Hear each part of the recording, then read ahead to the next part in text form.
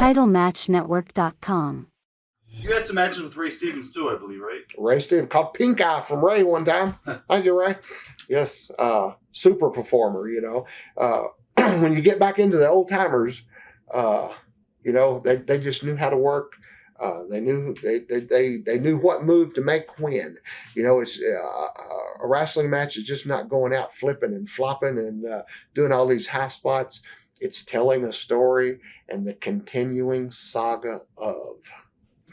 What are your memories of a young Mick Foley? Cactus Jack. Yeah. Mick Foley. Crazy son of a gun. No sense of respect or worry about his body. Take the dumbest, ignorantest, stupidest, craziest bumps I'd ever seen anybody take and want to do them. I think it comes from his backyard wrestling experience before. And but he was in Memphis and brought him and Gary Young to Dallas. And anybody that watched back then, the rest is history there. Working son of a gun, and Cactus would do anything you wanted him to do. Never gave me 1 second trouble as a booker working for me. But I do have one thing that I'd like to go personal here and say to Cactus Jack.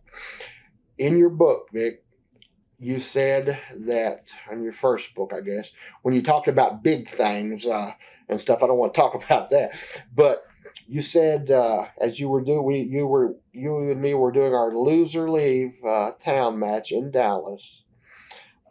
You were disappointed. I can't remember the exact words.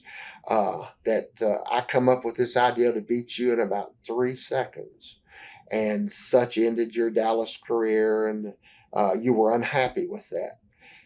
Mick, if you were the least bit unhappy with that night in Dallas, you know, if you had told me that you didn't like that idea, you didn't want to do it, and told me anything about being unhappy, you and me would have sat down and we would have come up with something that you felt good with and that you liked. And it wouldn't have mattered to me what it was. And you know that. You really hurt my feelings when you put that about me in your book.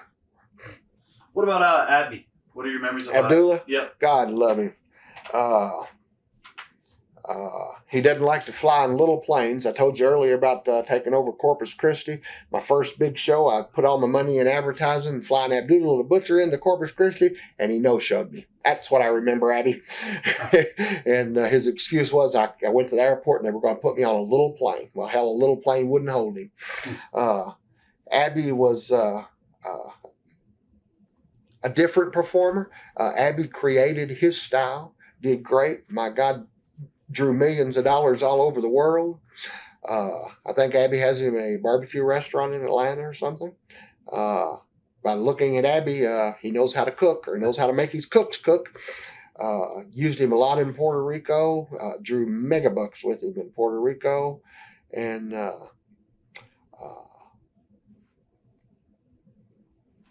do I consider he's one of the few that I would consider a friend. I don't know if he'd help me if I needed help, but I think he would. You teamed up. Actually, you mentioned earlier about Onita, who actually went on to become a big superstar in Japan, FMW. What are your memories of Onita? Onita was very young back then in Florida. And back then, the Japanese offices would send talent over here to different territory offices. And in return, the territory locals or homestead people got very lucrative deals to go wrestle in Japan.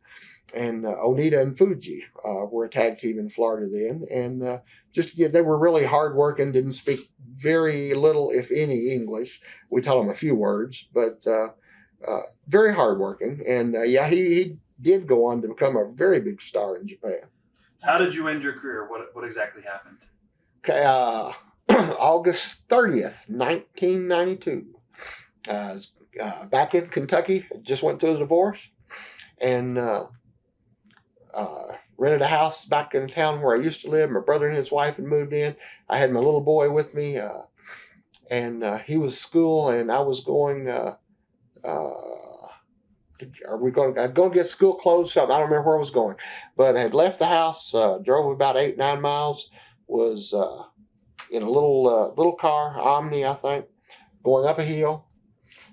A semi come around the curve, already jackknifed, sliding down the hill. I pulled over to the guardrail, and all this was like in slow motion in my mind, but it happened quick. Pulled to the guardrail, grabbed the steering wheel, and said, "Please, God, don't let it be too bad."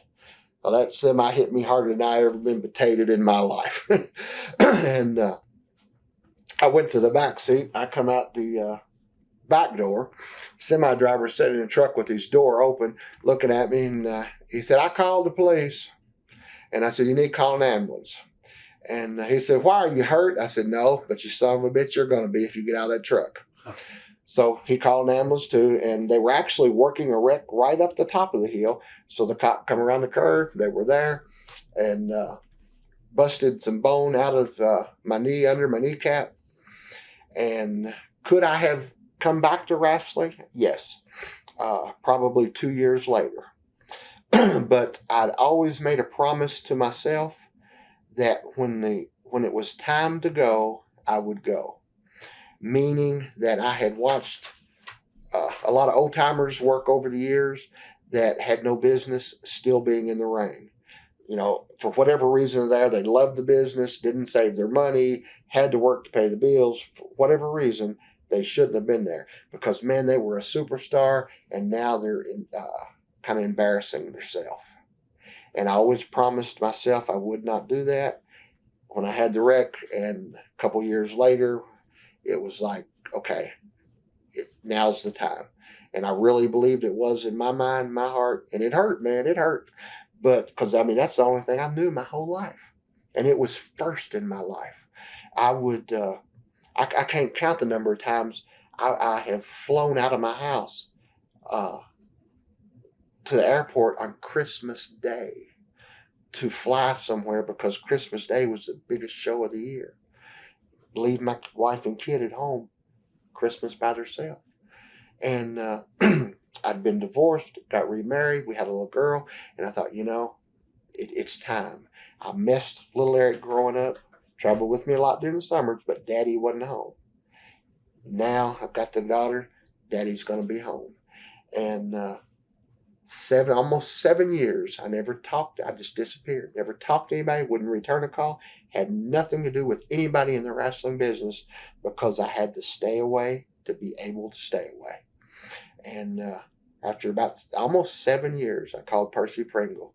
And now I can call and talk to my buddies and this and that. And, I don't want to go back. I'm not going back. In my mind, I did very well because of the people like you that's watching this that supported me. And I've never forgot that. And I've always been appreciative of the people that made my life possible. And, I've got 3 other girls now. Well, 3 total. Got a 17-year-old, a 12-year-old. We had a surprise. We've got a 3-year-old, and Daddy's staying home. Looking back on your career, any regrets? Any regrets? No. I had a great career, a great life. Would I did anything different? Probably, maybe would have got smarter, learned more wrestling psychology, learned how to sell it, more tickets, learned how to do that a little better. Maybe went to the gym and worked out a little bit.